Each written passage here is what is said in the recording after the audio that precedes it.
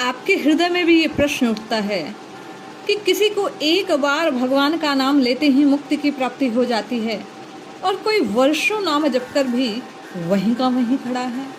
हम आप न जाने कब से नाम जप रहे हैं, लेकिन अपने भीतर अनुभूत नहीं कर पाते कि नाम की दिव्य शक्ति क्या है। क्या आपके हृदय में भी ये संशय उत्पन्न होता है कि जिनको एक बार या कुछ समय नाम जप करने से फल की प्राप्ति होती है, क्या वे कुछ अन्य करते हैं, किसी अद्भुत नाम को जपते हैं? क्या उनके द्वारा जपा गया नाम कुछ और होता है? क्या उसकी विधि कुछ और होती है? यदि ऐसे संशय आपके हृदय में भी है तो आइए स्वामी अखंडानंद जी सरस्वती महाराज की पुस्तक से इस अद्भुत अंश को श्रवण करते हैं, भगवत प्राप्ति में देर क्यों, और जानते हैं कि त्रुटि क्या है। पूज्य स्वामी जी लिखते हैं, उन दिनों ध्रुव जी को भगवत प्राप्ति हुई थी। बड़े बड़े ऋषि मुनि इकट्ठे हुए, परस्पर विचार करने लगे कि हम लोगों ने कठिन कठिन तप व्रत आराधन किए पर भगवत प्राप्ति नहीं हुई।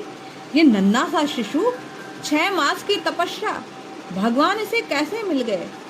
हमें भगवत प्राप्ति में देर क्यों? फिर निश्चय हुआ कि चलकर ध्रुव जी से पूछा जाए। उनके पूछने पर ध्रुव जी कोई उत्तर ना दे सके, क्योंकि उन्हें अपने में किसी विशेषता का कोई ज्ञान ही ना था। ध्रुव के चुप रहने पर महात्माओं ने कहा, अच्छा, जब भगवान मिले तब उनसे पूछकर बताना। ध्रुव के प्रश्न करने पर भगवान ने कहा, अभी चलो घूम आए, फिर प्रश्नोत्तर करेंगे।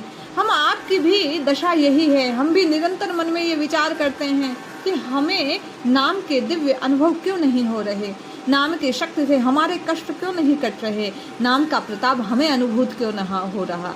आइए ध्रुव जी के माध्यम से जो श्रीहरि बतला रहे हैं उसे श्रवण करते हैं। ध्रुव जी और भगवान दोनों निकल पड़े। सामने विशाल जलराशि, खिले कमल, सारस हंस तैर रहे हैं। छोटी सी सुंदर नाव पर दोनों बैठे हैं।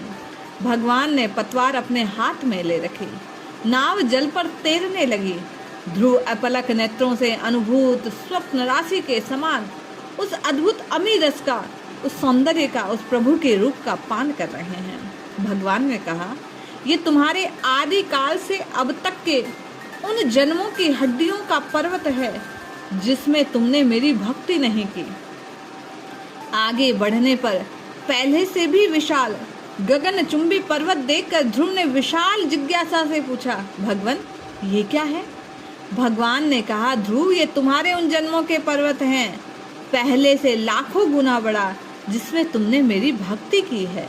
ये जो आज मैं तुम्हें मिला हूँ, तुम्हारी नाव खे रहा हूँ, ये केवल एक जन्म की साधना नहीं है, तुमने मेरे लिए कोटि कोटि जन्म खपा दिए। ध्रुव ने महात्माओं से ये चर्चा सुनाई। महात्माओं को प्रश्न का उत्तर मिल गया। भाई बंधु, उसी प्रकार हम आप भी अभी निरंतर पथ पर चल रहे हैं। न जाने कितने जन्म बीते और आने वाले हैं। हमें मात्र प्रयास करना है।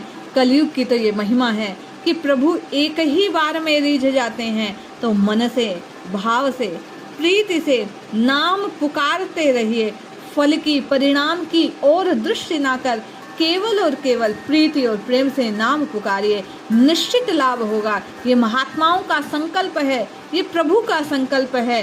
स्वयं भगवान कहते हैं कि कलिकाल में जो मेरे नाम का आश्रय लेता है उसे निश्चित मेरी प्राप्ति होती है। तो सब ओर से दृष्टि उठा, संशय का नाश कर हृदय में भाव, भक्ति और विश्वास से प्रभु को पुकारना आरंभ कीजिए। हम आपको निश्चित लाभ होगा, प्रभु की प्राप्ति होगी। केवल इस जिह्वा से नाम को विलग ना होने दें।